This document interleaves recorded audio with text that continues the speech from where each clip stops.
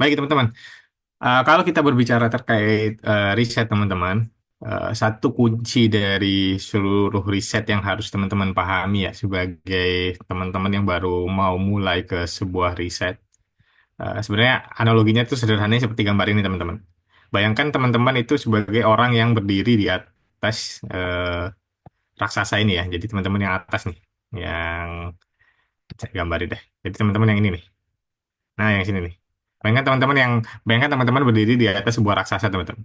Jadi riset itu sebenarnya seperti itu, teman-teman. Jadi teman-teman yang baru memulai ini sebenarnya sudah berdiri di atas hasil-hasil riset peneliti-peneliti sebelumnya, teman-teman. Jadi pada dasarnya sebenarnya tidak ada sesuatu yang baru di dunia ini, gitu ya. Konsep-konsep sederhananya tidak ada sesuatu yang baru. Tapi hal-hal yang melengkapi dari peneliti-peneliti sebelumnya itu pasti akan terus terjadi, teman-teman. Maksudnya apa? Maksudnya gini. eh, Dalam setiap penelitian, teman-teman, pasti ada satu segmen yang disebut dengan keterbatasan, teman-teman. Jadi keterbatasan itu adalah hal-hal apa saja yang tidak bisa dilakukan oleh peneliti pada saat itu, gitu. Nah, peneliti-peneliti berikutnya itu bertugas untuk menyelesaikan keterbatasan itu. Nah, makanya tadi ya, makanya kalau kita sekarang ini posisinya adalah berdiri di atas para peneliti-peneliti lainnya. Makanya konteksnya dikorelasikannya sebagai raksasa ya. Jadi peneliti-peneliti sebelumnya udah zaman dulu itu udah meneliti, tugas kita sekarang melanjutkan menutupi kekurangannya apa gitu. Nah, jadi sebenarnya semua yang teman-teman mau tulis sekarang sebenarnya itu ada referensinya atau ada tulisannya gitu. Tinggal bagaimana kita bisa mencari, menentukan hal-hal apa yang bisa kita ambil gitu. Nah, atas asumsi ini, sebenarnya dari setiap penelitian itu yang paling krusial membedakan adalah pada permasalahannya pertama ya. Jadi permasalahannya itu bisa berubah-ubah, artinya objeknya bisa berubah-ubah. Tapi saya nggak akan detail ke situ karena pertemuan satu dua udah selesai ya kemarin. Nah, kita masuk ke perbedaan dari sisi metode, teman-teman. Jadi bisa jadi penelitian ini sama, teman-teman. Objeknya sama, yang mau dicari juga sama tujuannya, tetapi yang membedakan metodenya, teman-teman. Contoh misalkan ya, kalau kita konteksnya kepabeanan. Misalkan kita ingin menilai efektivitas IT ya, efektivitas IT di bea cukai misalkan ya di Indonesia gitu. Misalkan Rehan basisnya kualitatif dengan wawancara gitu kan. Nah, tapi peneliti berikutnya misalkan Yovan nggak mau dengan wawancara gitu. Dia lebih ke eh, eh, teknis yang kuanti misalkan. Misalkan pakai metode survei, bukan survei ya. Misalkan pakai McDellon ya namanya kalau IT ya. Misalkan pakai McDellon metodenya gitu. Nah itu udah termasuk hal yang baru ya. Jadi yang membedakan sebenarnya tujuannya sama-sama ingin mencari efektivitas, objeknya sama tetap di BC, tetapi metodenya berbeda gitu teman-teman. Nah, untuk memperkaya metode itu, khususnya di bea cukai, nanti kita akan sedikit lebih detail ya, apa saja sih kira-kira, sama apa sih yang membedakan antara satu metode dengan metode lainnya, secara filosofi ya. Saya nggak mau menjelaskan apa ya, bahasa bahasa akademiknya gitu, nanti teman-teman silakan di kelas gitu ya. Ini lebih ke arah filosofi supaya nanti ketika teman-teman dapat permasalahan, teman-teman bisa tahu, oh nanti saya memilihnya pakai yang ini, pakainya yang ini nggak cocok. Oke, seperti itu ya. Oke, kita hapus dulu sebentar. Nah, oke. Oke, berikutnya teman-teman. Secara umum metode itu ada tiga, teman-teman. Dulu itu metode cuma dua, yaitu metode kualitatif dan kuantitatif. Tapi sekarang berkembang dengan ada metode baru namanya mixed method ya, atau menggabungkan kedua-duanya. Sederhananya gini, kalau kita mau tahu apa sih perbedaannya kuantitatif dan kualitatif itu, karena kadang kita di tengah-tengah itu sedikit bingung yang mana kuantitatif, mana kualitatif. Apakah kemudian setiap yang diuji dengan statistik itu kualitatif atau kuantitatif gitu. Jadi pada dasarnya gitu, teman-teman. Kalau teman-teman lihat gambar yang di bawah sini, yang yang ini teman-teman, yang orang wawancara ketemu langsung. Nah, itu metode kualitatif ya teman-teman. Jadi kualitatif itu istilah sederhananya sebenarnya fokus utamanya itu bukan ke angka ya, tapi lebih ke arah perspektif perspektif atau pandangan dari yang ingin diwawancarai, melihat langsung, observasi gitu. Itu kualitatif ya. Jadi dia melihat langsung gitu. Sedangkan kalau yang kuantitatif teman-teman lihat yang di sebelah kanan atas, yang pakai pakai statistik itu sebenarnya itu ya. Jadi fokusnya itu ke arah angka, bagan, deskriptif, inferensial gitu ya. Itu yang sifatnya kuantitatif. Nah, kalau kita menggabungkan kedua-duanya teman-teman, Berarti gambarnya yang sebelah kiri, teman-teman. Jadi biasanya akan diukur terlebih dahulu, teman-teman, secara statistik. Apakah hasilnya itu sesuai dengan hipotesis apa enggak gitu. Ketika hasilnya kemudian sesuai ataupun enggak, nanti akan dilanjutkan ke sesi berikutnya. Itu bisa wawancara, bisa FGD gitu, dan sebagainya ya. Jadi menggabungkan. Jadi ada dulu triggernya. Jadi bukan terpisah ya teman-teman. Dia tetap sama, berkesinambungan. Jadi dicari dulu permasalahannya apa secara angka gitu. Terus setelah itu nanti diperdalam teman-teman dari sisi kualitatifnya. Apakah itu dia akan mengamati langsung, dilihat misalkan ya, apakah benar nggak sih sesuai data gitu bisa. Atau misalkan teman-teman mau FGD bisa, atau teman-teman wawancara kepada ahlinya juga bisa. Nah jadi secara umum ada tiga ini. Nanti mana yang bagus sebenarnya tergantung konteks penelitian teman-teman apa gitu. Dan tergantung ketersediaan data. Maka data itu yang paling penting teman-teman. Oke, kita lanjut. Oh, ini secara tekstual aja teman-teman. Isinya sama ya teman-teman. Kalau kuantitatif itu angka, kalau kualitatif itu lebih ke arah hubungan yang terkait kata dan sebagainya ya. Ini kita skip aja nanti teman-teman bisa baca. Nah, yang paling penting itu adalah di sini teman-teman. Yang menentukan nanti metodologi kita itu pakai apa sebenarnya tergantung pada dua hal ini, yaitu datanya apa. Apakah datanya ini primary atau datanya secondary gitu. Nah, terkadang teman-teman kita eh, agak sedikit bingung ya, kapan disebut itu primary data, kapan secondary data gitu.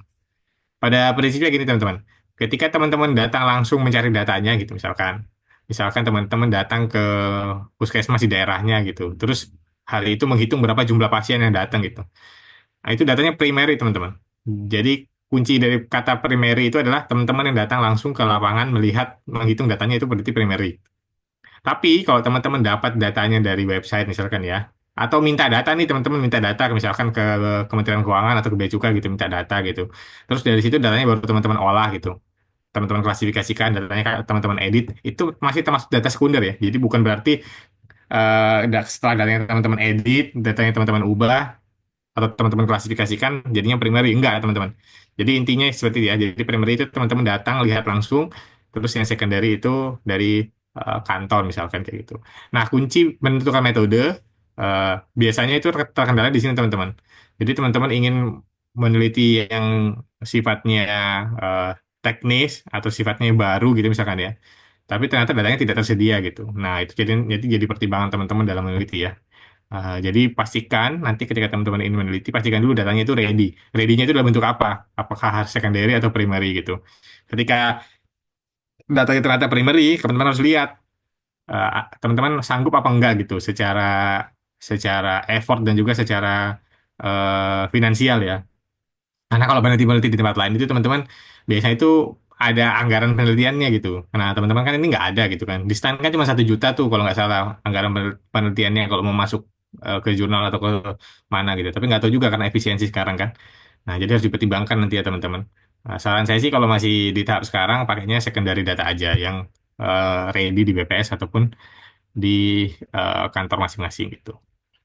Nah, kita lanjut ke konteks. Kita sudah selesai tadi metodenya apa aja, terus datanya apa aja. Sekarang yang paling penting adalah untuk menentukan jenis penelitian apa yang kita ingin ambil.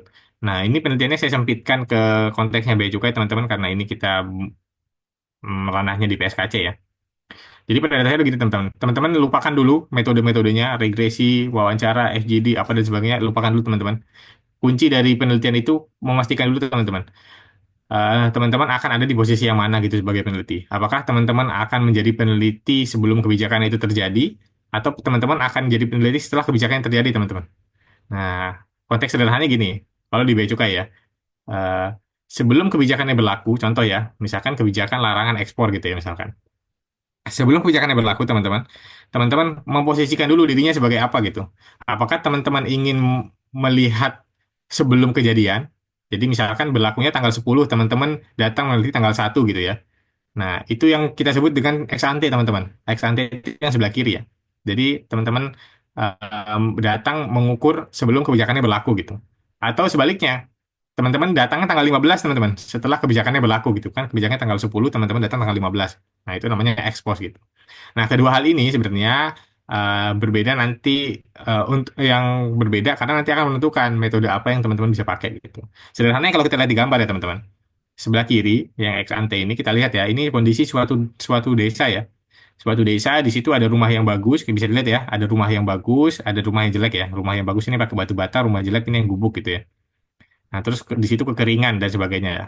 Nah, datanglah Ihsan ke sana buat meneliti kira-kira kalau misalkan desa ini dibangun bendungan kira-kira jadi apa gitu. Nah, ternyata Ihsan mendapatkan kesimpulan, oh ternyata kalau bangun saya saya bangun bendungan, maka dengan metode ex ante ya, maka desanya akan makmur gitu. Nah, jadi itulah hasil penelitian Iksan ya untuk metode yang sebelah kiri gitu. Jadi dia belum belum kejadian nih, kejadiannya belum terjadi, bendungannya belum ada, tapi Iksan udah memprediksi, oh nanti kalau ketika ada bendungan, maka desanya akan lebih makmur gitu. Gitu ya. Nah, itu yang sebelah kiri. Nah, yang sebelah kanan, misalkan ini Yovan nih datang ke satu daerah yang ternyata setelah Iksan nih, jadi Iksan menelitinya itu sebelum jadi bendungan, Yovan datang setelah bendungannya jadi gitu. Nah, jadi Yovan ingin melihat apakah dengan adanya dibangun bendungan, apa yang terjadi dengan desanya gitu kan. Nah, ternyata Yovan datang, Yovan lihat ya memang secara secara apa ya? Secara umum ternyata desanya jadi subur ya. Jadinya sebelumnya kekeringan sekarang jadinya hijau gitu kan. Tapi secara mikro ternyata pas Yovan lihat, oh ternyata rumahnya tetap sama aja. Jadi rumah yang kemarin bagus tetap bagus, yang sebelumnya jelek tetap jelek gitu. Oh, berarti Yovan bisa menginterpretasikan. Berarti, oh ya, secara umum manfaatnya itu berasa, tetapi secara mikro kita lihat ternyata tidak ada perubahan dari sisi ekonomi, misalkan seperti itu ya. Nah, jadi kedua peneliti ini menghasilkan penelitian yang berbeda, teman-teman. Yang satunya sebelumnya karena belum terjadi, dia hanya memprediksi secara umum, oh iya terjadi, ini pasti akan bagus gitu. Tapi setelah terjadi, setelah Yovan lihat datang langsung, oh ternyata iya secara umum memang makmur gitu, tapi secara mikro kita lihat ternyata enggak juga gitu. Tetap tetap ada yang miskin gitu. Sebenarnya secara umum gitu ya. Nah, ini penting buat teman-teman nanti menentukan mau meneliti apa gitu. Contohnya kalau di bea cukai ya, teman-teman yang biasanya meneliti terkait, misalkan kalau terkait cukai misalkan. Cukai tinggal pilih teman-teman. Teman-teman mau mau apa gitu. Misalkan mau ekstensifikasi cukai. Namanya ekstensifikasi cukai berarti kan belum terjadi kan. Nah, kalau belum terjadi, nggak mungkin pakai yang ekspos, nggak mungkin pakai yang sebelah kanan, teman-teman. Pasti pakai yang sebelah kiri kan. Jadi kita akan melihat kebijakannya berlaku, udah berlaku atau belum gitu. Nah, kedua hal ini nanti akan berujung ke metode apa yang dipakai gitu. Kalau expose, teman-teman biasanya mungkin seringnya dengarnya regresi gitu. Nah, itu pakainya expose, teman-teman. Jadi kalau regresi, ya itu berarti metodenya expose gitu. Jadi harus terjadi dulu kebijakannya, baru teman-teman bisa pakai regresi gitu. Nggak terbalik ya. Kebijakannya belum ada, teman-teman mau regresi gitu, nggak bisa. Apa yang mau diregresiin gitu, kalau kebijakannya belum ada gitu ya.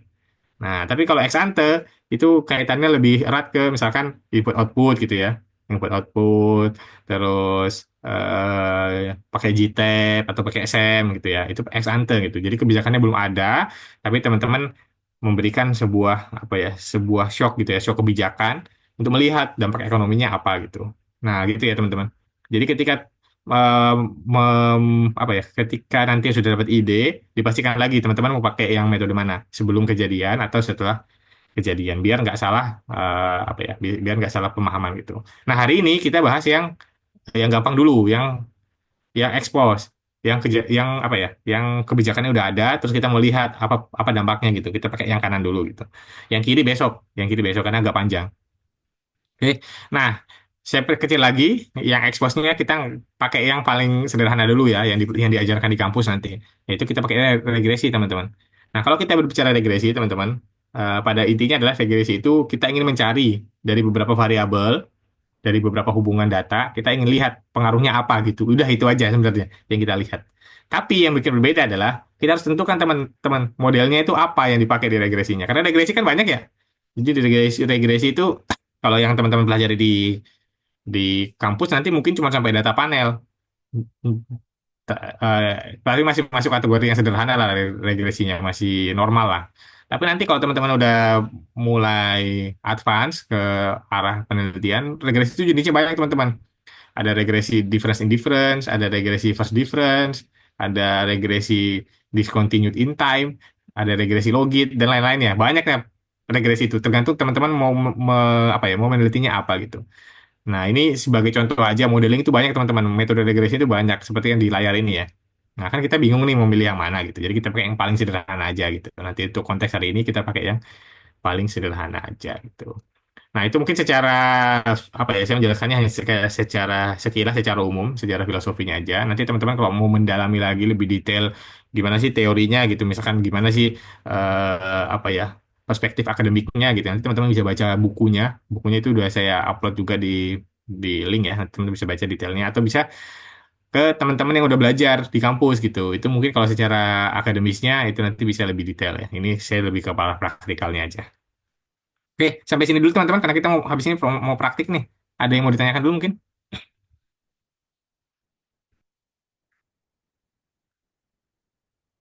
Izin bertanya, Bang. Iya, silakan silakan. Sebelumnya, terima kasih Bang atas pemaparannya. Maaf belum bisa on cam. Perkenalkan, saya Cindy Pratyamita. Izin bertanya, Bang, kalau misalnya kita mau pakai data sekunder, semisal kita mau ngambil dari BPS. Nah, kita kan tahu BPS tuh kadang kalau ngeluarin data, kadang tiap tahunnya ada yang nggak sama gitu, Bang. Misal di tahun 2013, BPS itu ngeluarin data tahunan, tapi di tahun berikutnya dia datanya semesteran gitu. Nah, kalau misalnya periode penelitian kita itu BPS ngeluarin datanya tuh nggak sama gitu Bang tiap tahunnya, gimana ya Bang solusinya? Oh iya. Ini konteks datanya apa? Boleh dikasih tahu mungkin? Misal deh data konsumsi tembakau di Indonesia misalnya. Mm-mm. Oke. Terus di tahun 2013 itu misalnya BPS dia ngeluarin datanya tahunan, sedangkan di tahun berikutnya semesteran. Dan itu pun semesterannya itu ada yang nggak dipublish gitu Bang. Misal di bulan Maret sama September BPS nge-publishnya. Nah di September ini ada yang nggak ada gitu Bang di tahun itu gitu. Gimana ya Bang solusinya? Mhm. Oke. Ya ini ini termasuk salah satu keterbatasan di kita ya di permasalahan data ya. Jadi kadang-kadang data kita itu sulit untuk diperbaiki gitu. Sebenarnya bukan gara-gara BPS-nya nggak mau publish gitu. Bisa jadi itu datanya di kita yang nggak ada gitu. Jadi pada saat dikelola itu datanya ternyata nggak ada gitu. Nanti teman-teman akan tahu ketika nanti mau ngerjain skripsi minta data ke BC misalkan ke tempat lain itu nanti pasti akan teman-teman akan menemukan gitu. Ini kok nggak ada datanya tapi kok jumlahnya nggak pas gitu. Pasti ada kayak gitu ya. Jadi makanya nanti penting untuk belajar cleansing data ya nanti. Nah, nanti teman-teman bisa belajar mandirian untuk terkait cleansing data itu kira-kira gimana. Tapi pada prinsipnya gini teman-teman. Ketika teman-teman dapat data, yang paling pertama adalah untuk menentukan ya. Paling pertama menentukan teman-teman ingin cakupannya itu seperti apa gitu. Apakah teman-teman ingin dalam skala waktu, selang waktu gitu, misalkan mau tahunan, mau semesteran gitu. Contoh ini kan tadi kan pertanyaannya adalah ada yang data sebelumnya itu tahunan, terus data berikutnya itu nggak full setahun gitu kan, misalnya cuma semesteran gitu. Kira-kira mengakalinya gimana? Nggak apa-apa. Disampaikan aja nanti di metode penelitiannya bahwa datanya itu misalkan dari 2013 sampai 2024 ya misalkan contoh gitu ya. Ternyata 2024 itu cuma sampai bulan Juni gitu misalkan. Nggak apa-apa disampaikan aja bahwa 2024-nya sampai bulan Juni aja gitu. Jadi itu boleh, itu sah-sah aja dalam penelitian. Yang penting itu harus dideklar. Jadi kan kunci dari penelitian itu ketika datanya nggak lengkap atau ada hambatan itu harus dideklar, harus disampaikan teman-teman. Misalkan datanya cuma sekian gitu, atau misalkan ada data yang hilang gitu misalkan, disampaikan aja ada data yang hilang di bulan sekian gitu. Nah, tapi ini kalau dari saya pribadi teman-teman, kalau teman-teman ingin meneliti, kalau bisa datanya jangan tahunan ya. Kalau bisa datanya itu sifatnya bulanan atau semesteran atau triwulan gitu. Karena kalau tahunan datanya sedikit teman-teman. Kalau tahu kalau kalian mau meneliti cuman terus datanya tahunan, kalian butuh waktu panjang berpuluh-puluh tahun gitu biar datanya bisa bagus gitu. Nah, tapi kalau misalkan nanti bisa dapat yang data bulanan, walaupun susah ya, ataupun bisa dapat data triwulan itu, boleh pakai data yang itu. Terus saran berikutnya kedua, kalau bisa, kalau untuk data-data teknis seperti itu, misalkan khusus yang bea cukai, kalau bisa minta ya ke bea cukai minta, boleh kok teman-teman. Nanti teman-teman ini sekedar informasi aja, nanti bisa ke PPID bea cukai ya. Jadi PPID bea cukai nanti teman-teman bisa catat. Jadi kalau mau minta data bisa ke situ karena itu mintanya cuma 14 hari ya. Jadi 14 hari nanti teman-teman bisa minta data ke situ. Jadi mintanya jadi jauh-jauh hari nanti boleh. Nah, nanti kalau misalkan Bang nanti apa nggak dibalas-balas nih sama orangnya gitu misalkan atau update-nya gimana nanti bisa menghubungi ke PSKC aja gitu teman-teman. Karena kemarin teman-teman yang skripsi yang angkatan berapa ya? Angkatan reguler yang 21 dan ahli program yang ini ya, yang 23 ya. Itu kemarin juga beberapa ada yang ngajuin gitu. Terus kita bantu kita follow up gitu. Jadi itulah manfaat bergabung ke PSKC ya teman-teman. Kalau teman-teman mau riset terkait BC nanti kabarin aja nanti kita bantu di sana. Karena ada alumni PSKC juga yang kerja di situ. Gitu teman-teman. Gimana Cindy? Oke Bang, aman. Hmm. Terima kasih banyak Bang. Ya sama-sama. Satu lagi mungkin ada? Gini teman-teman ya. Untuk praktek kita pada hari ini sebenarnya ada dua soal. Udah kelihatan ya, udah nampak ya di kayak ini ada dua soal ya. Ada soal yang pertama Itu yang kita akan praktekkan sekarang gitu. Nah, nanti soal yang kedua, ini nanti teman-teman eh kerjakan di rumah ya. Udah kelihatan ya ini ya eh datanya. Aman Kak, udah kok. Oke, sip. Nah, kita batasin dulu untuk soal pertama kita. Jadi kan regresi itu banyak jenisnya ya. Oh iya, saya belum jelasin ya regresinya. Ntar nggak apa-apa kita jelasin ini dulu ya. Jadi kita akan meregresi ini semua data-data di sini. Jadi data-data ini data-data asli ya. Silakan kalau mau dipakai ini soalnya data, tapi datanya udah mati sih, datanya udah lewat 5 tahun. Nah ini data-datanya nanti kita akan lihat. Nanti model yang kita pakai itu yang ini teman-teman. Kita akan meregresi ini. Oke, sudah dilihat ya, semua udah dilihat ya. Nah, tapi sebelum ke sini kita masuk ke ini dulu kali ya, biar agak sedikit ada paham sedikit.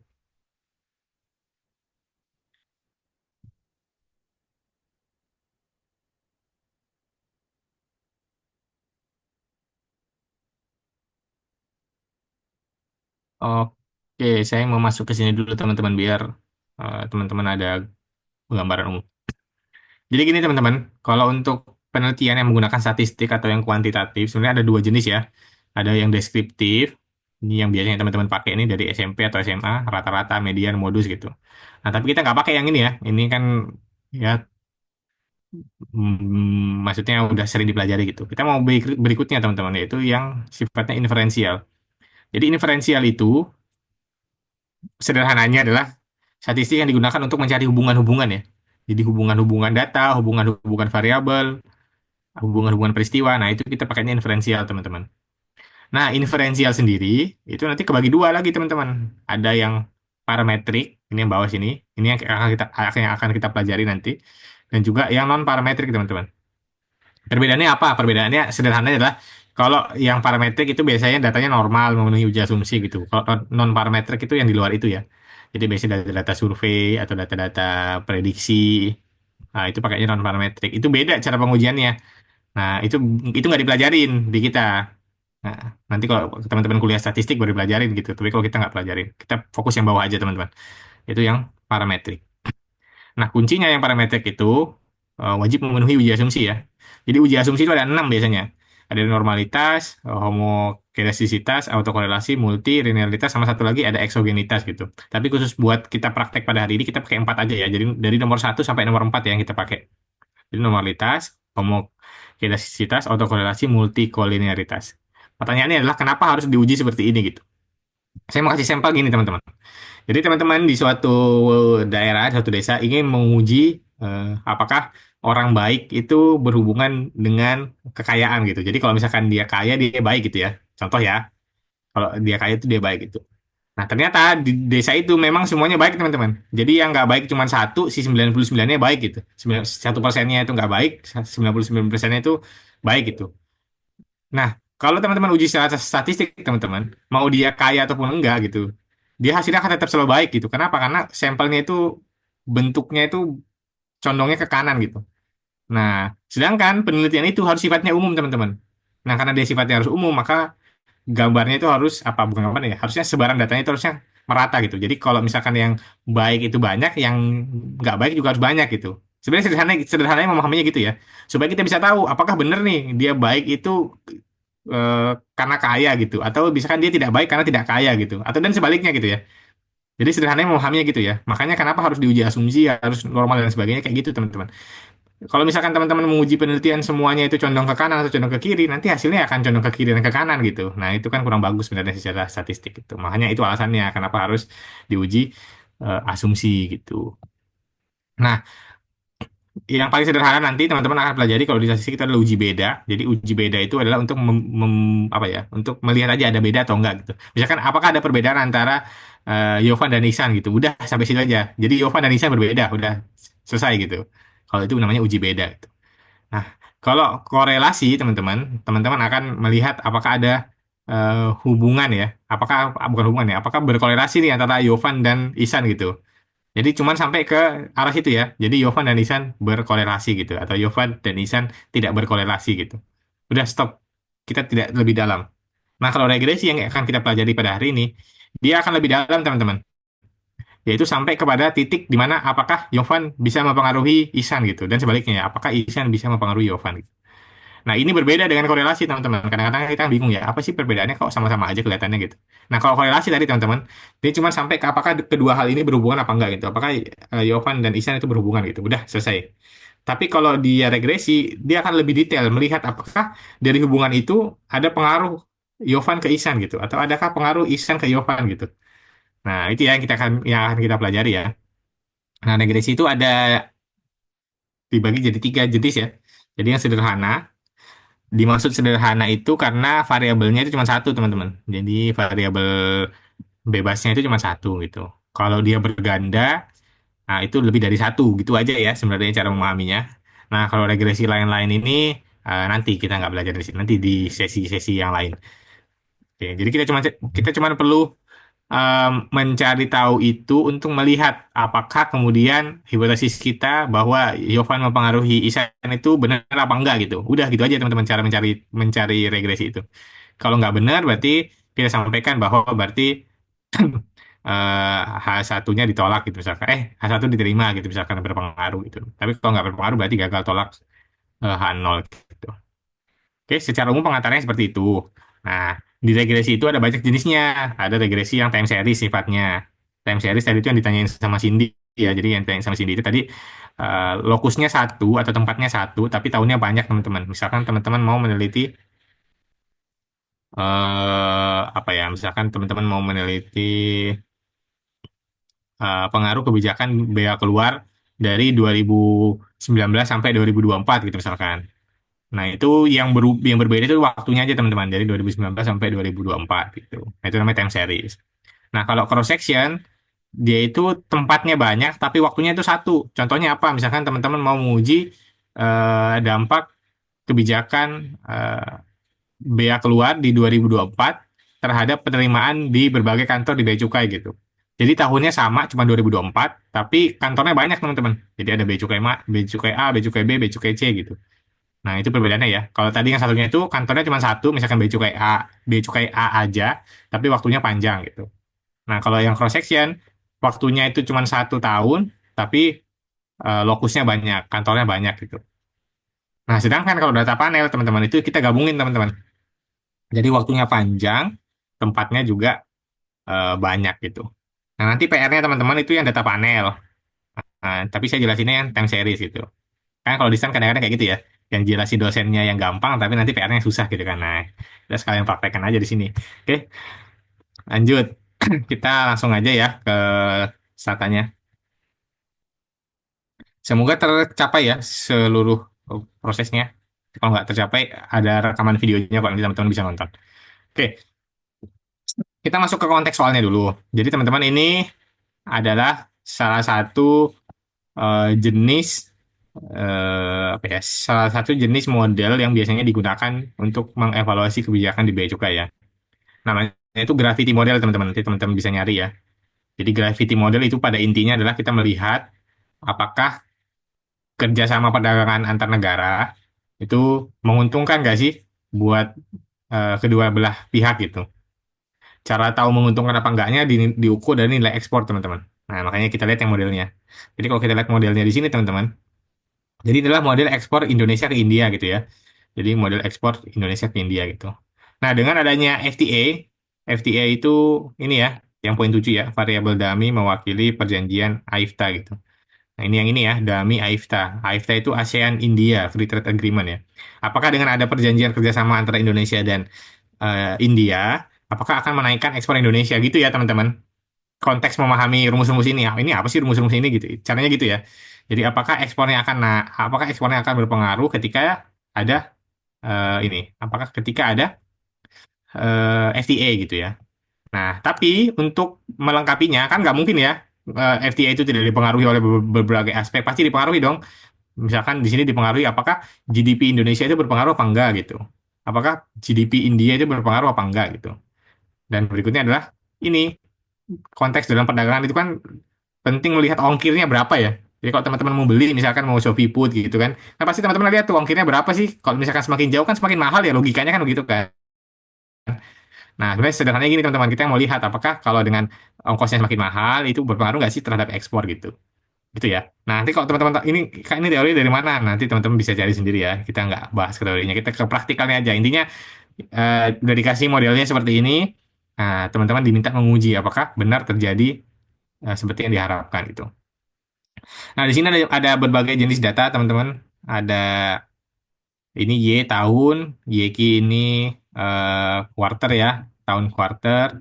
Terus GDP INA ini Indonesia, kalau IND itu India. Ini EX ini ekspor INA, ini India, ini volume ya. Kalau V itu volume, kalau ini nilai. Terus TR itu transportasi. Terus DAMI itu adalah kebijakannya. Nah, Kak, kok ini DAMI ada yang nol, ada yang satu gitu. Nah, ini buat informasi juga buat teman-teman. Jadi kalau pakai variabel dummy itu teman-teman variabelnya itu 1010 teman-teman. Jadi satu itu untuk sudah berlaku. Jadi kan 2010 itu udah berlaku tuh AIFTA kan. Nah, makanya dia dikasih kode satu gitu. Nah, 2010 ke bawah karena belum berlaku makanya kodenya nol teman-teman. Nah, gitu ya cara membuat variabelnya nanti ya. Nah, sisanya ya ini given lah dari soal gitu. Nah, nanti dari sini teman-teman kita kan harus input tuh. Jadi teman-teman silakan buka statanya. Ini aku share ini window aja ya. Ini.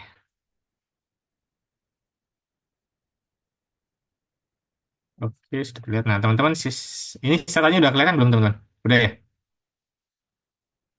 Oke, teman-teman Kak, silakan silakan buka statanya, teman-teman semua. Nah, terus lihat lagi di soal. Ini soalnya aja, jangan ini yang diinput ya. Jangan ini yang diinput. Input yang ini, teman-teman. Ada kategori sheetnya input stata soal satu gitu. Ya, input stata soal satu. Ini teman-teman silakan input ke stata. Kali ini ada tambahan ya di sini. Nanti ini buat praktek aja. Nah, input. Nah, cara inputnya gimana? Teman-teman silakan buka statanya. Di sebelah kanan atas ini, teman-teman. Ini kalau nggak kelihatan, gede ini. Nah, di kanan sini, teman-teman, silakan ini ada file ya. Ini file, teman-teman klik. Oke, kalau udah klik semua, terus klik import, teman-teman. Import. Ini Excel spreadsheet. Kita klik. Pilih. Pilih datanya. Pilih yang tadi ya. File yang tadi. Download dulu di apa? Di Google Drive-nya. Pilih data yang tadi. Nah, ini udah masuk datanya. Sekarang kita tinggal pilih teman-teman di sini worksheet-nya ya. Tadi pakai yang ini ya, input data nih, yang ini nih. Jangan yang atasnya ya. Nah, pakainya yang ini ya, input data ya. Input data, klik. Nah, terus jangan lupa ini ya, diklik ya. Import first row ini nih. Ini tujuannya apa? Supaya nanti variabelnya naik ke atas ini, teman-teman. Kalau nggak ada ini, nanti dia di bawahnya nih. Nih. Nah, kita mau naikin dia ke atas supaya jadi header. Oke. Yang bawahnya jangan. Bawahnya jangan. Ini aja. Oke. Nah, kalau udah, tinggal klik OK. Nah, nanti dia akan masuk. Ya, ini keterangannya ya. Ini dia udah masuk. Nah, untuk memastikan datanya udah masuk apa belum, teman-teman bisa klik yang ini, teman-teman. Di bawah statistik ada data editor ya. Teman-teman klik data editor. Nah, dia akan muncul, teman-teman. Data yang tadi kita input, dia muncul di sini. Nah, kalau yang merah ini, berarti dia string namanya. String itu berarti teks ya. Nah, kalau teks itu nggak bisa diolah di sini, teman-teman. Nah, itu membedakan Stata dengan aplikasi yang lain ya. Kalau aplikasi yang lain kan mau dia bentuknya teks, mau bentuk apa, bisa-bisa aja gitu. Nah, kalau Stata ini dia harus dirubah angkanya, nggak boleh string gitu. Nanti kita rubah habis ini.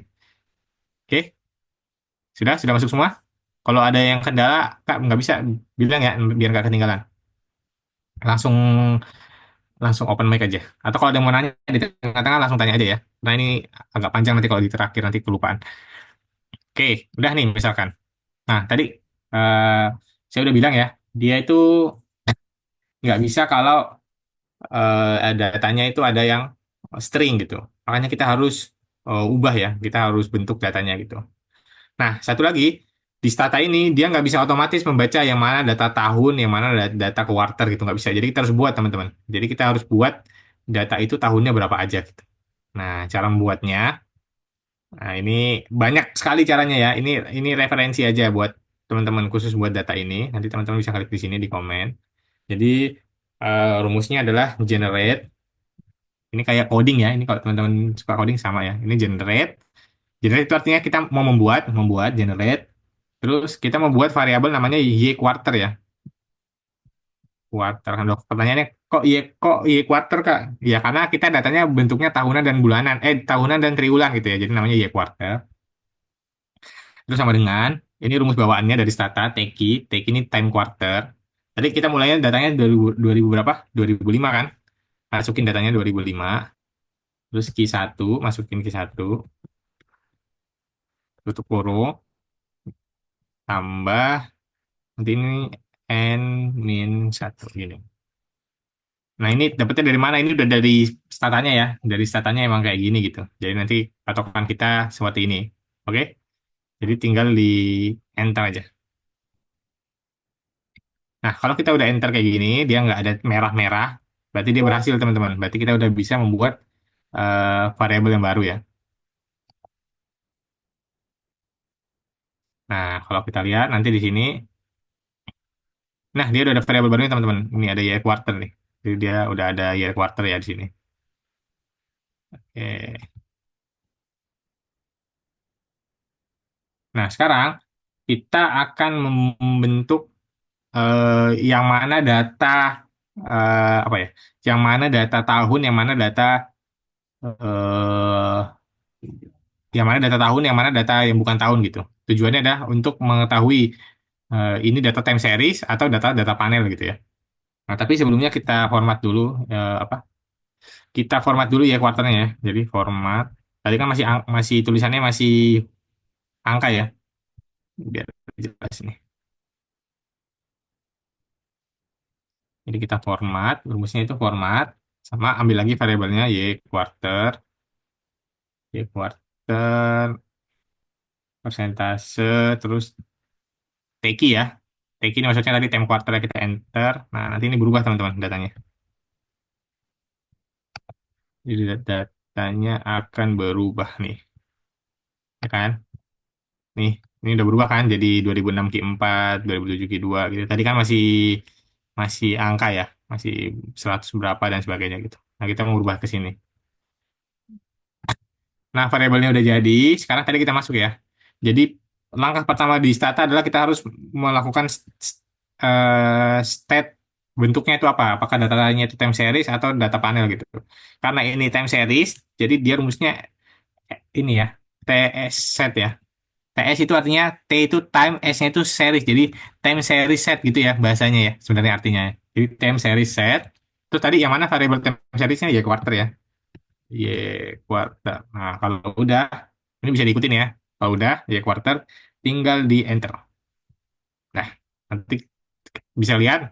Jadi time variable Y quarter itu dari 2025 Q1 sampai 2000 berapa nih? 2200 sekian. Terus bawahnya satu kuartal. Nah, ini berarti ada yang harus kita hapus ya, karena harusnya sampai 2020 doang. Kita lihat lagi di sini. Nah, ini ternyata ada yang titik-titik di bawahnya ya. Nah, ini kita blok aja ke bawah, kita hapus. Ah, nggak perlu, kita sampai 2024 aja. Oke, sudah. Sudah semua? Ada yang ketinggalan? Aman ya? Aman. Nah, sekarang kita mau regresikan teman-teman. Tadi kita lihat lagi rumus regresinya apa? Rumus regresinya di soal adalah XINA, GDP India, GDP Indonesia, transportasi dari Indonesia ke India, sama AIFTA gitu. Ini diingat-ingat ya, karena regresi itu cuma habis ini udah selesai regresinya. Nah, jadi ketika kita masukin aja teman-teman. Jadi rumus regresi adalah ketik di sini rek, rek spasi. Nah ini bukan dukungan Indonesian Idol ya, ini cuma rek spasi gitu. Terus ingat lagi tadi variabelnya apa? XINA. Diurutin aja teman-teman sesuai tadi, sesuai yang di Excel ya. XINA itu berarti ekspor Indonesia. Terus GDP India ya. Tadi India, terus GDP INA, terus TR INA, terus DAMI. Oke, sampai sini udah bayang ya tulisannya. Nah, terus kita enter. Nah, ini yang penting buat di Stata ya. Jadi di Stata teman-teman, dia harus sama plak-plak tulisannya seperti yang ada di data tabel tadi. Nah, ini kan harusnya huruf kecil ya. Ini hanya ini aku cobain aja huruf besar. Nah, kalau huruf besar dia nggak bisa teman-teman. Nah, itu jadi jangan panik ya. Ini kok nggak bisa gitu. Ya, karena dia harus sesuai hurufnya, sesuai dengan apa yang ada di table gitu. Jadi kalau nggak sesuai nggak bisa. Jadi kita kopas lagi aja. Ini kita ganti ya. Jadi I huruf kecil. Terus kita enter. Oke, dia tidak kelihatan ntar. Nah, udah. Kalau sudah sampai sini udah selesai teman-teman. Jadi udah ini aja sebenarnya regresi. Regresi itu kita cuma ingin memunculkan ini. Jadi ini namanya estimator regresi ya. Jadi reg INA, GDP INA, TR INA, DAM itu sebenarnya estimator regresi. Jadi sebenarnya sampai sini udah selesai. Jadi kita udah dapat regresinya itu yang mana yang bawah ini nih. Nah, ini yang bawah ini. Kalau kita mau tahu pengaruhnya dari mana, pengaruhnya itu kita lihatnya, aku kecilin. Jadi pengaruh apa enggak pengaruhnya itu kita lihatnya sebenarnya dari sini. Dari sini nih. Nah, kalau dia itu lebih kecil daripada 5%,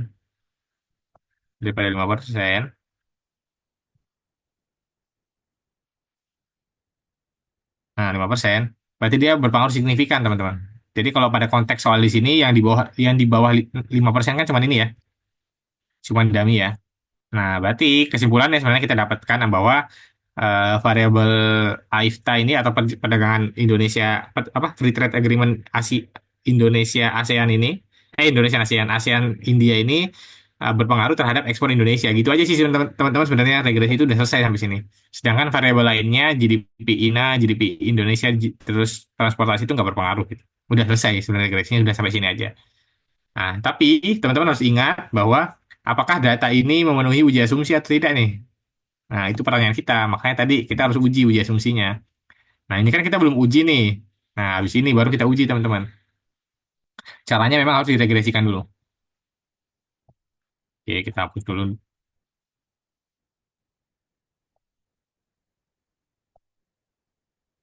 Oke, gimana cara menguji regresinya? Pertama, kita ke eh, pengujian yang paling pertama ya, yaitu pengujian terkait eh, apakah dia terdistribusi normal apa enggak gitu. Nah, caranya, teman-teman, teman-teman harus bikin residual. Residual itu apa? Secara sederhana, residual adalah koefisien error di antara semua variabelnya. Jadi semua variabel model ini akan digabung, terus nanti akan dibentuk satu residual. Nah, nanti residual itu yang kita lihat, teman-teman. Apakah residualnya itu terdistribusi normal apa enggak gitu. Kalau dia nggak normal, berarti datanya kurang bagus gitu. Sederhana gitu ya. Nah, jadi kita tinggal ketik aja predik res ini artinya predik residual ya. Ini variabel namanya res, terus koma R gitu. Ini R berarti residual, predik ini berarti buat sebenarnya atau prediksi residual gitu. Nah, tinggal kita enter. Nah, dia nanti udah muncul variabel baru yang namanya res. Nah, taunya dari mana? Taunya kita klik-klik lagi tadi data editor. Nah, di sebelah kanan ini ada namanya variabel res.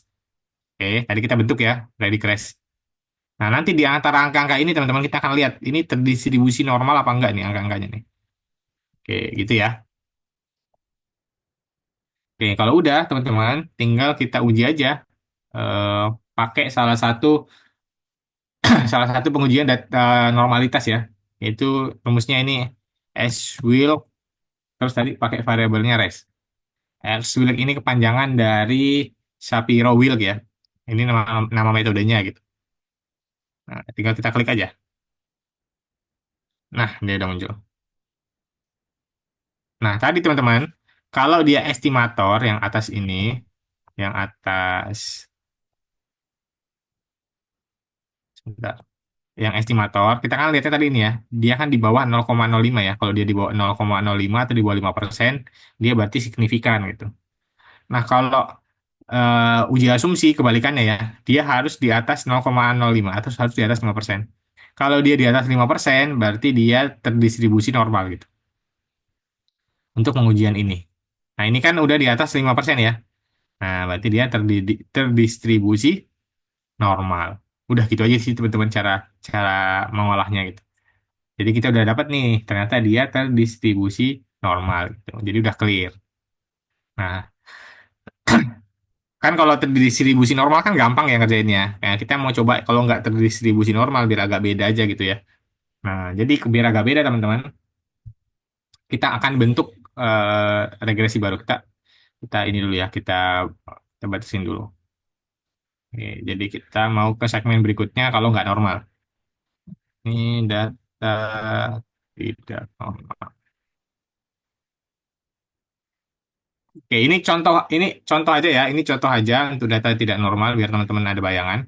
Nah, caranya teman-teman kita bikin estimator ulang teman-teman. Nah, ini kita copy aja yang di sini.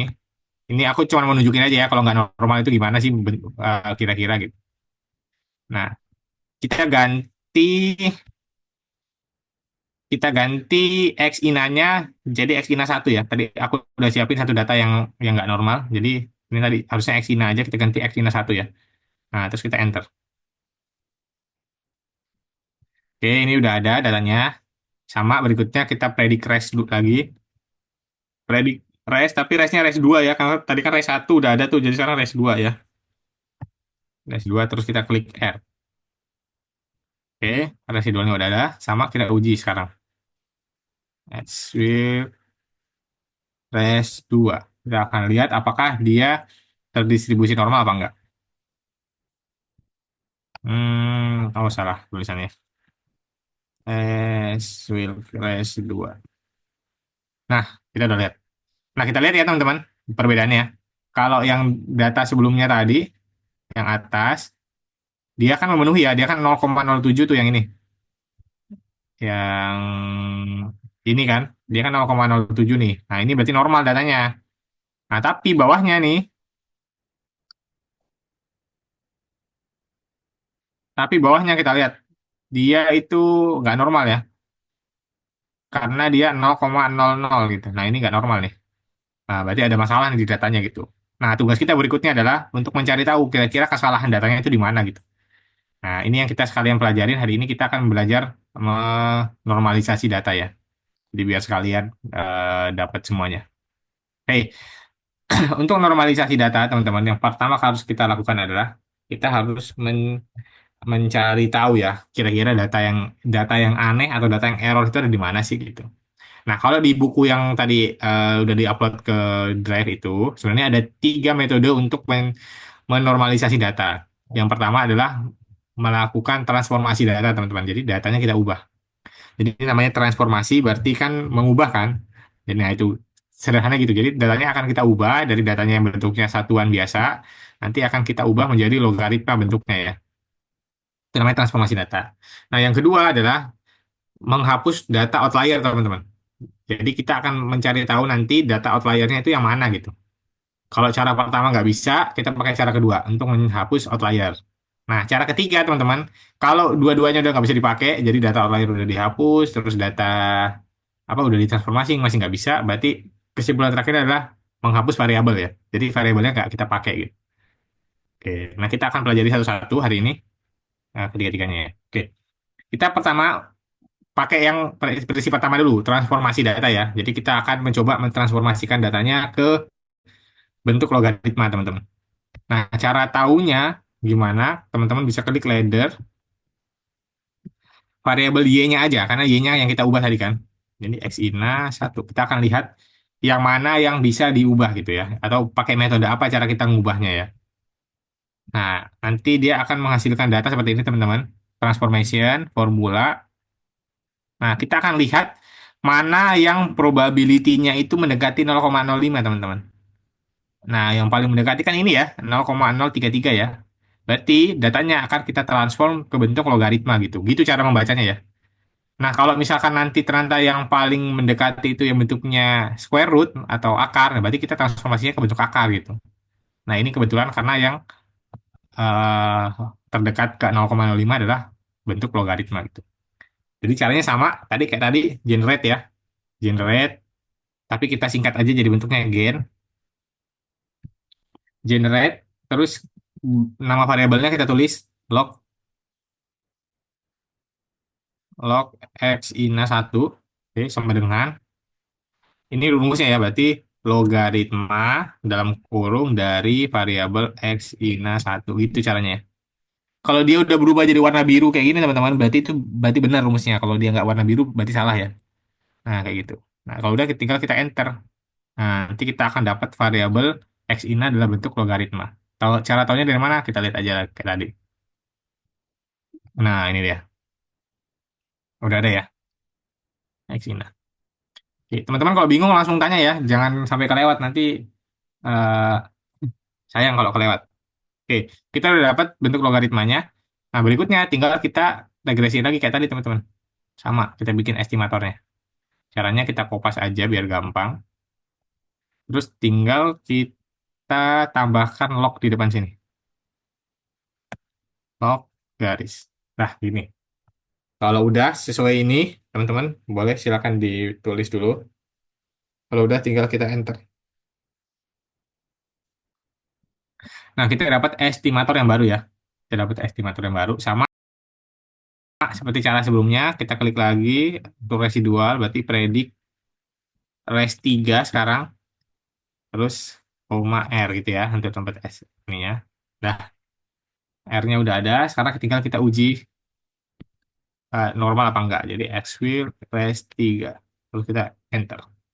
Kita lihat apakah hasilnya sudah normal. Ya, ternyata belum ya. Masih 0,00. Berarti kesimpulannya apa? Kesimpulannya kita tidak bisa menggunakan transformasi. Kita harus ke langkah kedua. Langkah keduanya adalah menghapus data, teman-teman. Tapi kita harus tahu dulu datanya yang mana gitu kan, nggak mungkin dicek satu-satu kan. Nah, makanya kita harus cari tahu datanya, cari datanya gimana. Nah, kita lanjut ke berikutnya ya. Ini mencari data outlier. Oke, mencari data outlier. Nah, cara mencari data outlier, teman-teman, teman-teman tinggal masukkan aja rumusnya. Ini saya gedein lagi. Rumusnya adalah kita pakai grep box aja ya, yang gampang ya. Pakai grep box. Jadi rumusnya adalah grep box, terus masukkan variabelnya x ina 1, terus GDP India ya. GDP India, GDP INA, PR INA sama oh ya itu aja ya. Daminya nggak usah. Terus kita harus kasih kode ya, kita kasih mark. Mark itu maksudnya buat menandakan mark terus 1, kita labelkan sesuai dengan tahunnya dan kuartalnya. Nah, gini ya. Ini kalau nanya kayak ini dari mana rumusnya? Ya dari buku Stata gitu ya. Cara rumusnya gini ya. Jadi teman-teman bisa baca-baca aja nanti. Oke, kalau udah kita tinggal enter. Nah, nanti dia akan memunculkan grafik teman-teman untuk melihat apakah ada data outlier apa enggak. Cuman memang agak lama grafiknya. Nah, dia udah muncul nih. Udah muncul ya grafiknya ya di teman-teman ya. Oke, nah kita sekarang baru bisa lihat teman-teman. Kalau yang ini, yang sebelah kanan nih, yang kuning ini normal teman-teman.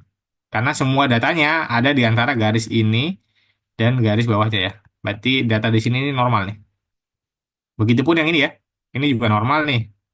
Ini juga normal. Nah, yang nggak normal itu adalah di variabel x ina nih, yang tadi kita ubah variabelnya. Jadi ada dua data yang nggak normal nih. Itu data 2006 Q4 dan juga data 2018 Q4 gitu. Nah, jadi data data kedua data ini yang harus kita hapus untuk menormalkan bentuk persamaannya gitu. Nah, kalau mau tahu dari mana Kak, kalau kok bisa dia nggak normal gitu? Sebenarnya udah ditandain ya di soal tadi ya. Jadi kalau teman-teman masih ingat soal yang tadi di Excel, sebenarnya udah ada yang dikuning-kuningin teman-teman. Nah, jadi sebenarnya dikuningin udah ada di ini. Nah, ini nih yang dikuningin. Nah, ini datanya outlier nih. Kan bener ya? 2000 2006 Q4 sama 2018 Q4 gitu. Nah, itu yang outlier. Nah, itu dia. Nah, ini ya. Nah, jadi tugas kita adalah sekarang menghapus kedua data ini. Nah, gimana cara menghapusnya? Ini kita tutup aja karena udah dapet. Jadi cara menghapusnya itu gampang. Tinggal kita klik lagi data editor.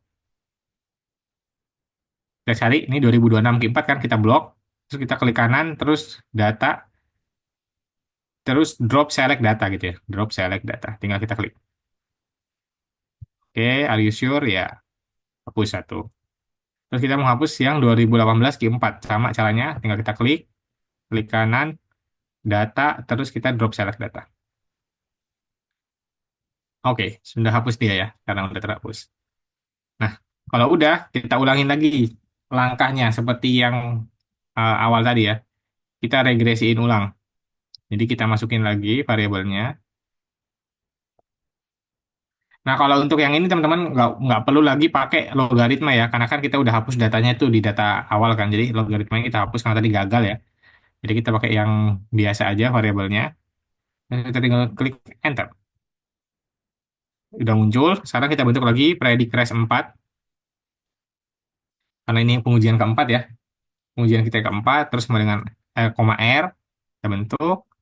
Nah, kalau udah kita pakai pengujian normalitasnya. X will raise 4. Nanti kita lihat. Enter. Nah, datanya udah naik ke 0,72. Berarti datanya udah normal. Gitu ya caranya teman-teman ya. Jadi itu cara untuk menormalisasi data itu. Nah, pertanyaan berikutnya adalah bagaimana kalau misalkan ternyata udah kayak gini, udah dihapus data outliernya masih tetap nggak normal gitu. Ya berarti kesimpulannya harus ada variabel yang dihapus gitu ya. Kita lihat nanti variabel mana yang dihapus. Oke, nah ini udah normal. Ini contoh aja ya. Kita sekarang kembali ke ini ya. Kita kembali ke data yang normal ya tadi ya. Jadi kita import import ulang ya. Kita import ulang. Oke, biar datanya bisa kembali lagi.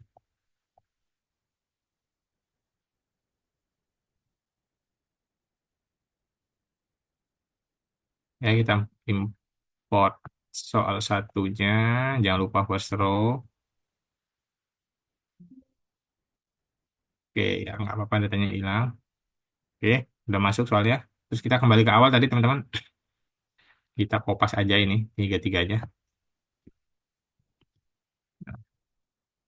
Gini aja ya caranya kalau udah pernah bikin gini aja. Jadi tiga-tiganya langsung bisa berbarengan kayak gini teman-teman. Jadi nggak masalah, nggak harus satu-satu. Kalau udah kita tekan enter. Oke, dia udah muncul. Nah, ini kan masih sampai 2020 berapa? 2200 ya. Seperti tadi kita hapus dulu datanya.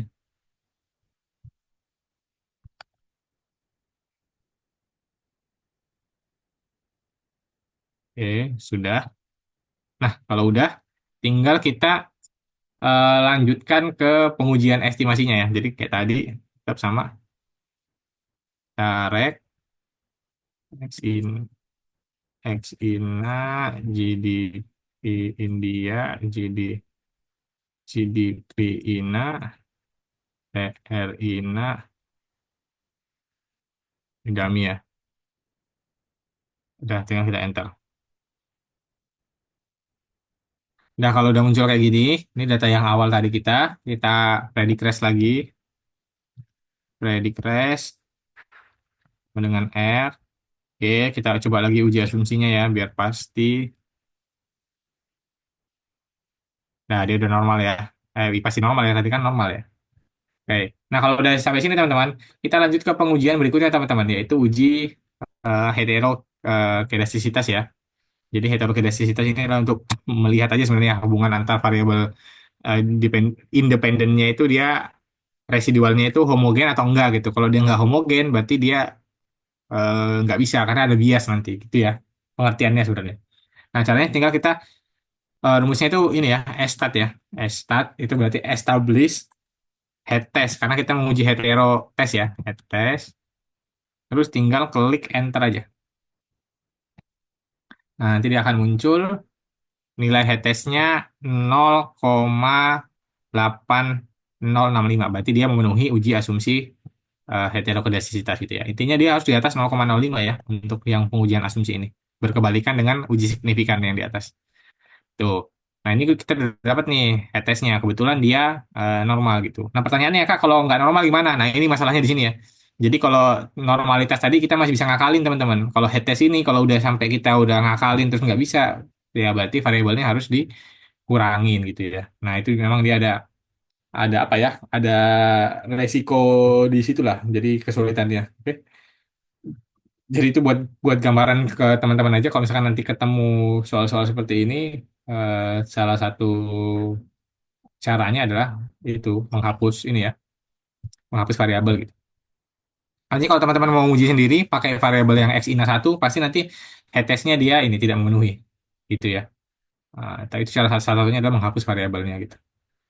Nah, berikutnya kita akan menguji eh, ini ya, multi ya. Jadi multikolinearitas. Jadi kita pecah aja kata-katanya untuk mengetahuinya. Jadi multikolinearitas. Berarti dia kemungkinan besar terjadi korelasi antara variabel gitu, variabel bebas gitu. Nah itu nggak boleh teman-teman. Kalau misalkan ada variabel bebas yang saling apa ya, yang saling mempengaruhi itu nggak boleh karena nanti itu kan mempengaruhi hasil ya. Jadi kita akan mencari cara supaya dia memenuhi gitu. Nah di sini kalau itu terjadi gejala seperti itu teman-teman, satu-satunya solusi adalah menghapus variabelnya ya. Jadi susah sekali kalau nggak dihapus variabelnya. Jadi kita langsung aja, rumusnya itu cuma satu, teman-teman. Cuman klik Viv, ini aja. Klik Viv, terus Enter. Nah, nanti dia muncul. Nah, di sini terlihat, teman-teman, ada dua variabel yang tinggi ya. Jadi cara membaca Viv-nya itu adalah, dia ini nilainya harus di bawah 10, teman-teman. Kalau di bawah 10 nilai Viv-nya, berarti dia itu aman. Ya, 5. Ini beda-beda ya. Ada yang pakai 5, ada yang pakai 10. Tapi kalau saya biasanya pakainya 10. Jadi kalau dia di bawah 10, ini normal. Nah, kalau dia di atas 10, nah ini yang dia ada kolineritas. Jadi ini harus kita selesaikan gitu. Nah, kalau mendapatkan model kayak gini, teman-teman, salah satu caranya adalah kita harus menghapus variabelnya gitu. Mudah nggak ada cara lain gitu. Jadi kita harus menghapus variabelnya gitu. Nah, khusus pada konteks ini, kita kan harus milih nih, yang mana yang kita hapus. Apakah GDP Indonesia atau GDP India? Itu pilihan teman-teman ya, mau pakai yang mana gitu. Tapi kalau saya pakainya GDP INA, karena secara teori nggak perlu. Kadang-kadang itu kita kalau berdagang itu antar negara nggak perlu tahu GDP kita berapa gitu. Yang penting GDP negara sananya gitu. Karena kan ini buat kepastian bisa bayar gak sih kira-kira negaranya gitu ya. Nah, makanya kita buat regresi baru teman-teman. Kita hapus GDP Indonesianya ya. Kita hapus GDP Indonesianya, terus kita enter. Oke, kita uji ulang lagi. Ready crash. Ready crash 1, koma R, kita enter. Kalau udah kita uji ulang lagi semua ya. Ini harus diuji ulang semua kalau berubah variabelnya. Oke, dia normal. Terus kita start head test. Tes, oke, masih normal di atas 0,05. Terus kita baru klik review. Nah, dia udah jadi tinggal 3. Jadi awalnya tadi 80 berapa tadi? Tadi awalnya ini 82 nih sama 76. Nah, setelah kita hapus variabel GDP INA-nya, nah dia berubah menjadi 3. Gitu ya caranya teman-teman ya. Jadi kadang-kadang ketika kita meneliti itu nggak apa-apa ya teman-teman. Jadi kita udah nentukan nih misalkan modelnya ada 7 misalkan variabelnya. Ternyata pas kita uji cuma bisa 5. Ya udah nggak apa-apa, pakai yang 5 gitu. Nanti disampaikan aja kalau dua data yang digunakan atau dua variabel yang digunakan itu tidak memenuhi uji asumsi sehingga dihapus dari persamaan gitu ya. Oke. Terakhir, pengujian terakhir namanya uji autokorelasi. Pertanyaannya, kenapa harus diuji autokorelasi? Ini tujuannya adalah untuk melihat apakah data antar tahunnya itu sama apa enggak gitu, teman-teman.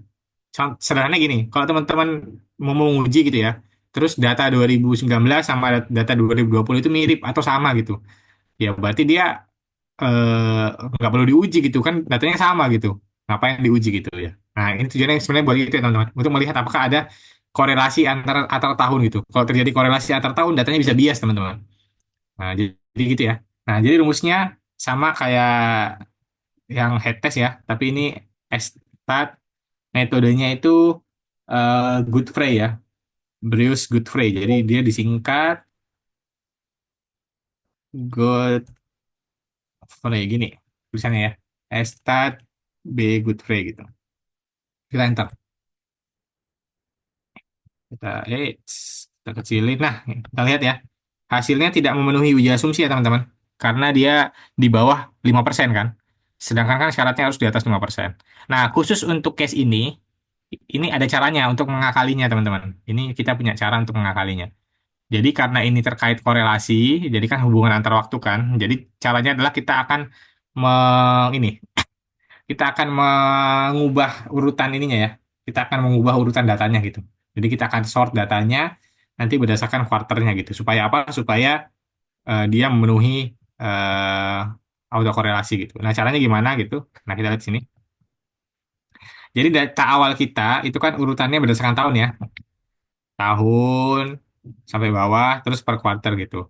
Nah, untuk mengatasinya biar nggak berubah, ini sebenarnya nggak boleh ya. Sebenarnya ini nggak boleh, karena kan kita sebenarnya mengubah urutan data. Tapi secara prinsip sebenarnya hasilnya sama, teman-teman.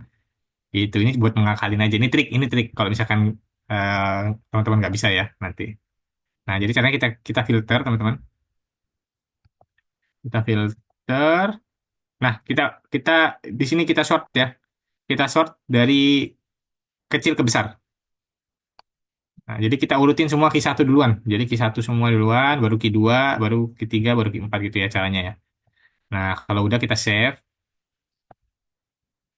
Save kita masukin ulang teman-teman datanya. Oke, kita masukin ulang. Nah, gitu. Kita masukin ulang. Sama kayak tadi ya caranya ya.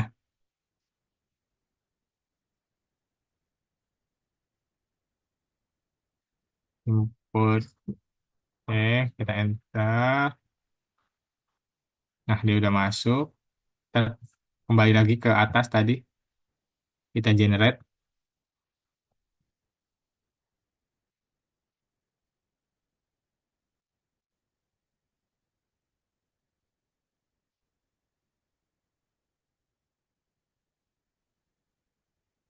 Oke, sudah muncul.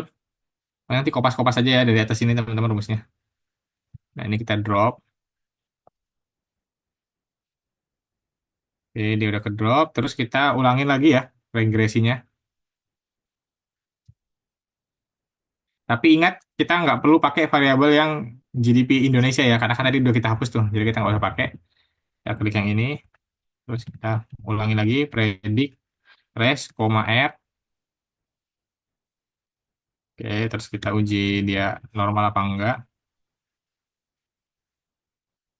Oke, normal. Ya, normal ya. Terus kita stat head test. Ini normal juga. Kita klik Viv.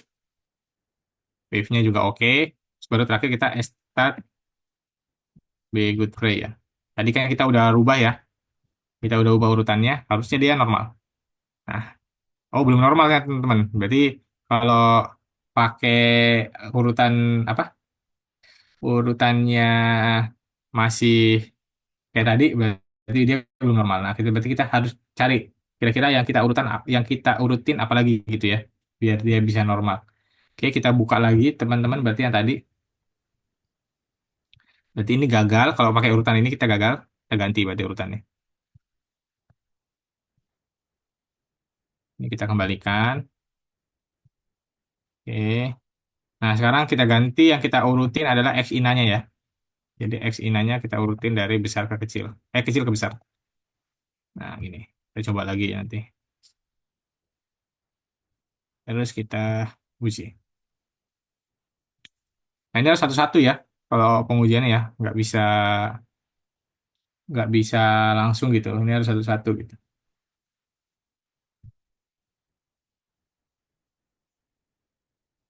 Oke, kita masukkan datanya.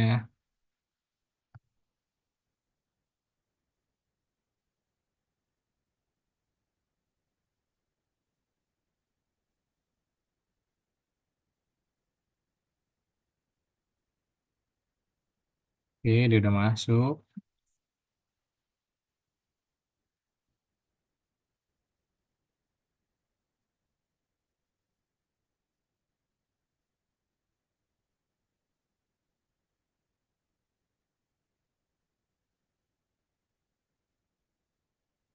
Kita drop. Nah, sekarang kita regresikan ya.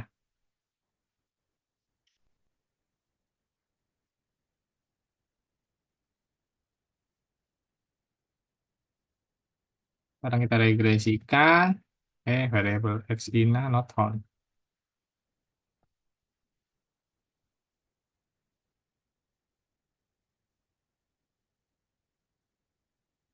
Oh, salah teman-teman importnya. Kita ulangin. Tadi lupa diklik first row. Jadi kita harus klik first row-nya. Data, input first row.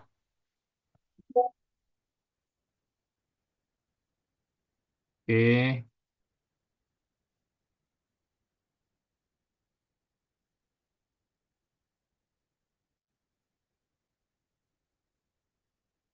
Kalau mau bertanya, langsung bisa nanya ya.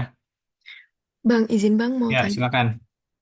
Ini kan kalau yang stat Bigo3 ini yang autokorelasi di atas 0,05 itu kan dia udah aman ya Bang ya? Mm-mm. Itu kayaknya tadi udah aman nggak Bang? 0,2679 kan prop ininya. Tadi bukan 0,026 ya? Bentar. 0,2 Bang. Coba yang paling bawah. Mana sih tadi? Kayak terakhir saya Oh lihat. iya, 0,2 ya. Sorry, sorry, salah lihat. Aku kira tadi 0,02 gitu. Ya, ini sudah aman ya. Bisa berarti. Tapi kalau mau kita coba satu lagi ya. Kalau tadi kan kita urutin berdasarkan quarter ya. Sekarang kita urutin berdasarkan nilai ekspor inanya ya. Biar, Siap. biar teman-teman bisa lihat ternyata nilai regresinya sama, tapi eh, autokorelasinya beda gitu nilainya gitu. Coba ya, kita langsung autokorelasi aja ya. Oke, kita regresikan lagi. Terus kita langsung klik start.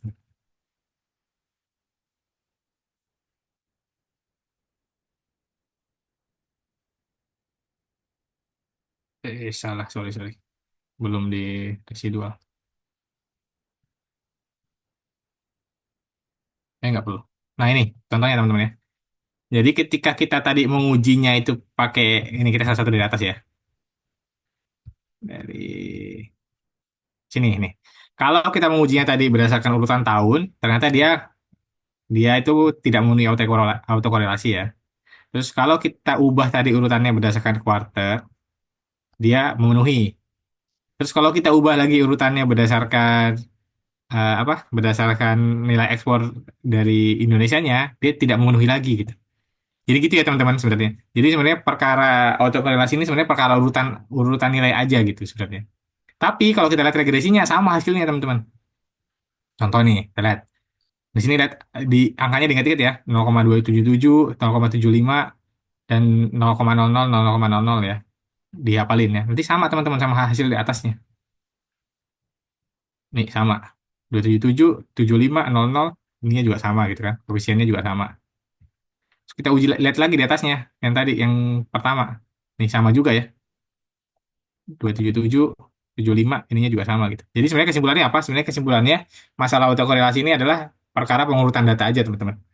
Gitu. Secara regresi akan tetap sama hasilnya, tetapi urutan datanya nanti yang akan berbeda gitu. Nah ini sebagai sebenarnya buat trik aja ya. Sebenarnya kalau teori normalnya itu dia nggak pakai ini, tapi lebih bisa pakai log juga atau bisa metode aslinya sebenarnya bukan bukan ini gitu. Ada metode lainnya gitu.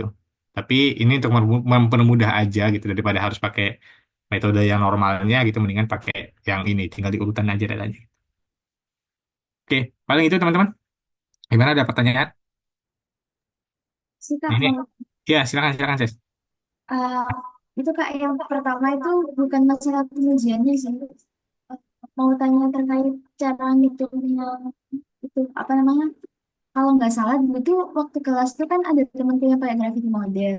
Salah satu Hmm. variabel X-nya itu kan harusnya jarak antara dua negaranya nggak sih Kak? Kalau Oh nggak iya salah. betul betul Nah, betul. terus cara kita nyari tahu biaya transportasi antara dua negaranya itu gimana? Apa udah ada data yang bisa kita ambil langsung atau kayak kita perlu ngitung-ngitung ulang? Itu yang Oh iya satu. iya. Ah. Terus yang kedua itu tadi kan yang pas apa ya? Aku lupa tadi kan ada yang jadinya ada variabel yang dihapus tuh.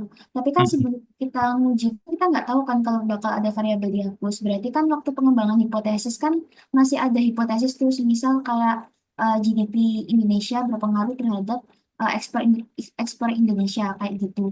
Nah, itu Hmm, penjelasan bahwasannya kita nggak bisa menentukan hipotesisnya diterima atau ditolak itu kita taruhnya di mana?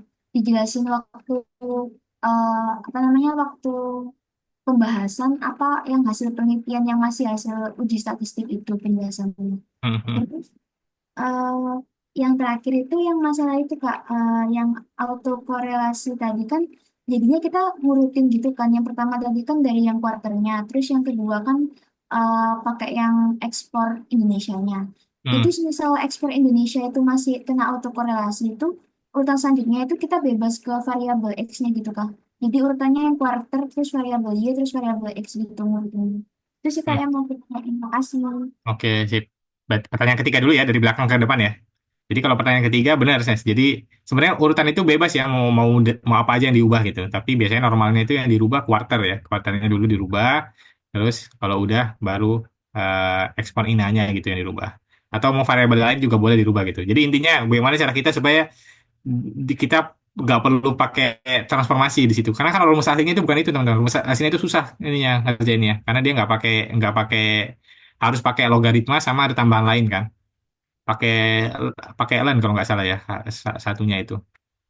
Nah itu ln LEN ya LEN kalau nggak salah itu pakai itu. Nah itu susah memang ribet ininya ngerjainnya. Nah kalau tadi kan gampang ya tinggal ngurutin perubahan aja gitu hasilnya sama kok gitu. Nah itu bisa sebenarnya bebas aja opsinya sampai ketemu nanti gimana caranya supaya dia nggak autokorelasi gitu. Cuman cuman kalau ini kan secara praktis ya. Cuman kalau secara teoritisnya pas di kelas aku nggak tahu nih dosennya mengizinkan apa enggak gitu. Nah, kalau teman-teman nggak ngasih tahu sih mungkin oke-oke aja. Tapi kalau teman-teman ketahuan ya nggak tahu ya dosennya memperbolehkan apa enggak gitu. Tapi secara praktikal sebenarnya bisa seperti itu gitu. Nah, berikutnya yang pertanyaan kedua tadi, gimana kalau misalkan kita udah tentukan hipotesisnya, masih ada GDP Indonesianya, ternyata pas pengujian itu nggak ada gitu. Nggak apa-apa. Nanti kalau kita menulis jurnal atau penelitian yang pakai kuantitatif kan biasanya yang pertama itu kita akan memberikan dulu kan hasil estimatornya. Estimator regresinya itu di pembahasan pertama di atas kan. Ya, jelasin tuh. Nanti di situ baru dijelasin bahwa ada satu variabel yang tidak memenuhi, maka dari itu variabel ini dihilangkan atau dihapus gitu. Nah, nanti baru berikutnya di pembahasan bawahnya itu udah nggak ada masuk lagi, nggak masuk lagi variabel yang tadi gitu. Jadi hipotesisnya nggak apa-apa banyak, tapi di bawahnya itu dihapus gitu. Nah, itu pertanyaan yang kedua. Nah, pertanyaan yang pertama, nah ini sekalian aku contohin datanya aja ya. Nah, jadi gini teman-teman.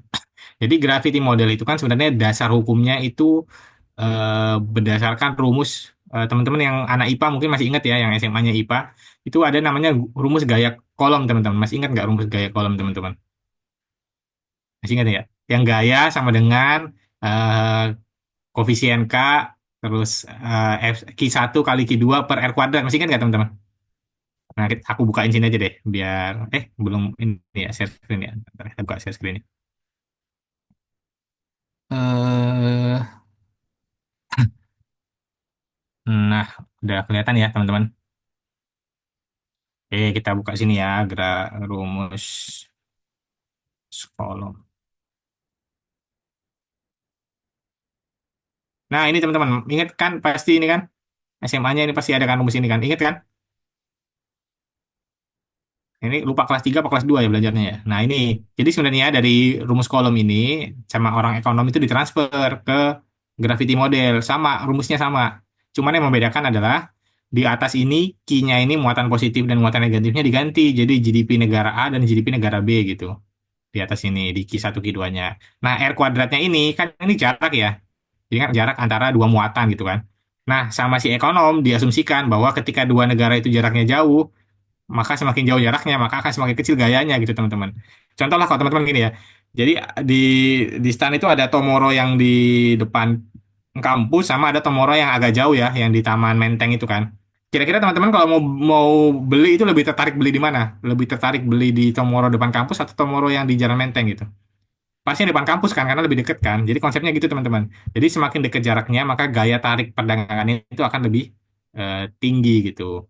Nah, permasalahannya adalah ketika kita pakai jarak ini jarak konstan, jadi misalkan antara jarak India dan Indonesia kan konstan kan, nggak mungkin kan tahun ini Indonesia jaraknya 1.000 kilometer, tiba-tiba tahun depan berubah jadi 5.000 kilometer, kan nggak mungkin Indonesia bergerak kan. Nah, kan pasti konstan tuh jaraknya kan. Nah, kalau data konstan kayak gitu tadi udah kita jelasin, kalau datanya konstan dia jelek nanti hasilnya.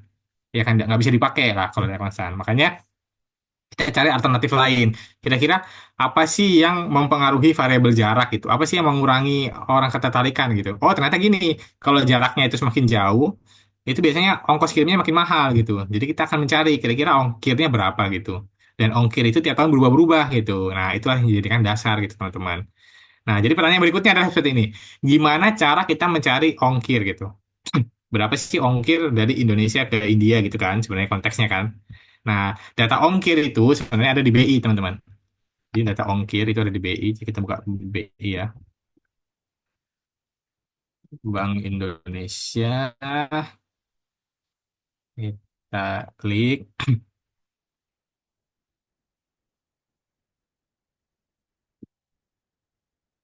Nah, loadingnya agak lama nih. Nah, terus buka di publikasi.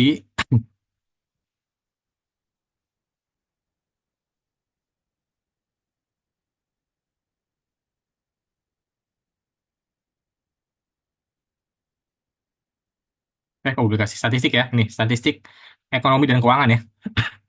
Statistik ekonomi dan keuangan. Kalau nggak salah di sini ya. Aku juga dulu lupa. Ntar kita sama-sama nyari. Di Seki, terus kita ambil yang sektor, bukan. Ah, ini transaksi ya, di neraca pembayaran ya.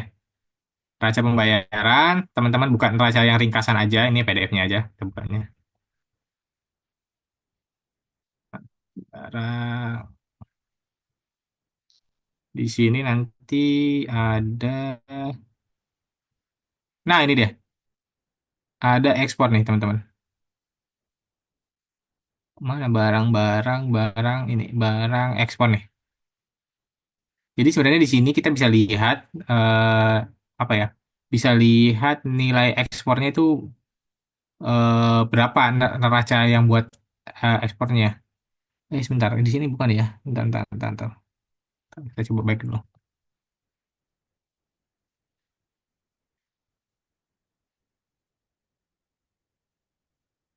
Prestasi, nilai impor, nilai ekspor, bukan, bukan, bukan.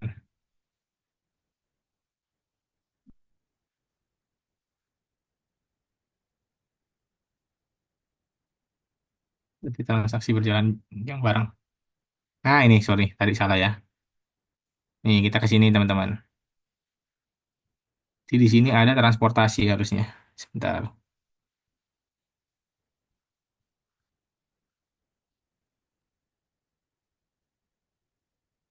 Produksi.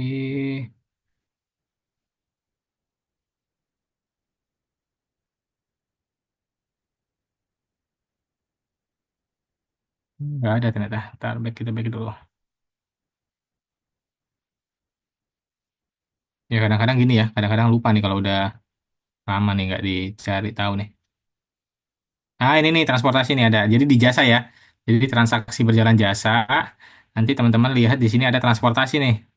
Transportasi, terus dibagi dua nih. Ada yang ekspor, ada yang impor ya. Nah, gitu teman-teman. Jadi ambil yang ekspor berarti. Tapi yang barang ya. Ini kan transportasi C. Tapi kan bagi-bagi ini ada yang penumpang, ada barang, ada lain-lain kan. Nah, teman-teman ambil yang barang nih. Di sini nih ekspor nih. Nah, nanti kita akan dapat bahwa ekspor Indonesia itu kalau untuk 2022 misalkan ya contoh, itu ada di 3.000, biayanya ada di ya 3.435 gitu kan. Nah, nanti tinggal kita cari. Berarti logiknya adalah berarti biayanya ini transportasinya nanti akan dikali dengan berapa sih ekspor ke India, volume ekspor ke India dibagi dengan volume total ekspor Indonesia gitu. Kan Indonesia ekspornya ke seluruh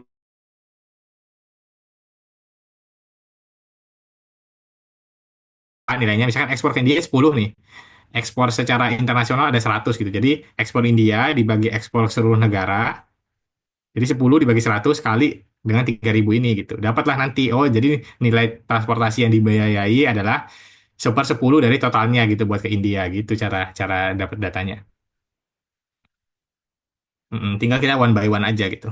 Kalau kita download data Excelnya dia akan triwulan bentuknya. Ini kan karena ringkasan kan. Jadi ringkasan dia cuma tahunan gitu. Tapi kalau teman-teman mau download data Excelnya nanti dia detail per triwulan gitu. Jadi kayak gitu. Jadi volume ekspor ke India dibagi dengan volume ekspor ke seluruh dunia dikali dengan biaya transportasinya gitu. Nanti dapatlah nilai transportasi ke India adalah sekian gitu. Heeh. Gitu caranya, Ses.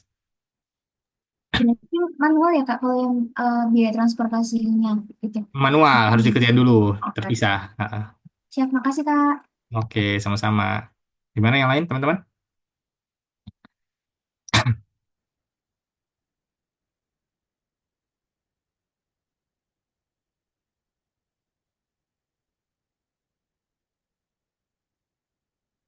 Ada lagi kira-kira? Ya ini nggak bisa sekali selesai ya teman-teman. Ya memang harus berulang-ulang. Nanti teman-teman bisa nonton recordnya gitu. Kalau misalnya mau apa mau neliti bisa coba gitu lagi bisa. Inti yang paling intinya itu datanya ada apa enggak gitu aja sih. Kalau data ada bisa. Kalau data nggak ada, ya itu susah kalau nggak ada.